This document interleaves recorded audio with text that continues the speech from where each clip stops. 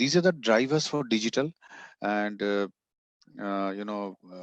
we have to see what global demands are talking about. The drivers are basically slow global economic growth, then increase urbanization and developing worldwide growth, geopolitical instability, end market consumption trends. The trends are changing, people buying are changing. People are going for service based economy from a buying based economy, circular economic lowering consumption, the increasing competing materials, and the impacts will be slower, more volatile medium term growth. I believe you people all know what is VUCA: volatile, uncertain, complex, and ambiguous. So the markets are becoming more VUCA, especially during this COVID times. We have seen many changes are happening very fast. People are losing jobs, jobs are getting changed, people are working from home, things are getting driven by the home. The e-commerce has grown phenomenally high, and many of the sectors are dying down, and many of the sectors are growing. So I think this whole change is happening. Industries, if you see, the resource scarcity will be there, and remoteness will be the need. So what we are today doing, all are joining webinars. We are not physically meeting each other. We're all joining through webinars. We're all joining through online sessions, online meetings, and stuff like that. There's huge competition going to happen, and you don't know who is your competition. There was one time when Hindustan Lever used to know who are their competition. It was few companies, Reckitt Benckiser, or Procter and Gamble, or Dabur, or few other companies like that. Today, Hindustan Lever's competition is Ramdev Baba, Patanjali. Tomorrow somebody else will come. So who comes when? And you know what the growth of Ramdev Baba is? In 5 years' time, they have grown 10,000 crores. Unbelievable growth. Nobody knows. And they became competition to Hindustan Levers. So this is a change going to happen. Then the aging workforce is a major problem. Most of the developed countries like UK, USA, Japan, they have aged workforce. So they need young workforce, which are not there. Then the another issue is the government and society were talking about resource nationalism. Means, example, everybody is talking about protective economy. Like Trump is telling you, okay, we'll reduce the number of visas. UK is telling I want to do Brexit. Russia is telling I don't want to send data outside the country. China is already having regulations like that. India government is coming up with data regulation. Europe has already gone for GDPR.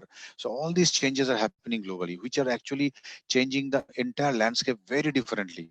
Today, your Gmail may be residing in US data. Tomorrow, it may happen that your Gmail data only resides in India. It cannot be sent outside. Today, the regulation in banking is you cannot send the banking data outside. Tomorrow, it may happen that the banking data only has to reside in your city. It may be in your home. So nobody knows. Those the changes are happening very, very fast. So these are the drivers for the change in digital. And then digital is, again, I told earlier, it is not a technological change. It's basically new driver for business. Please understand, it's a new business model.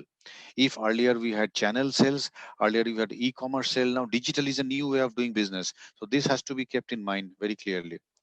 And ultimately, digital disruption also brings innovation and sustainability. So if I have digital, I need to innovate, I need to continuously innovate. The startup ecosystem in India, we have 70,000 plus startups in India, and who are working, and there are many startups who are doing brilliant job across the board in every industry.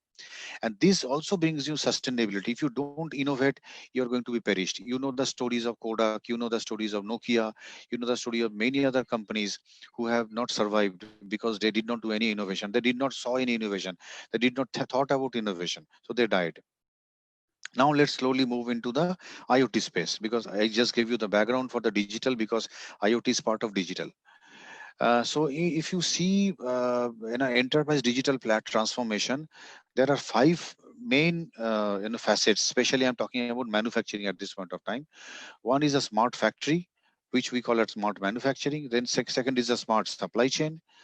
Third is a smart process. It can be HR process, finance process, or any other process in the organization. Fourth is the smart people, and fifth is smart IT. So smart IT is why it is in the central location, because smart IT is going to connect all these elements of smart factories, smart supply chain, smart people, and smart process, and then they will bring the element of digital transformation.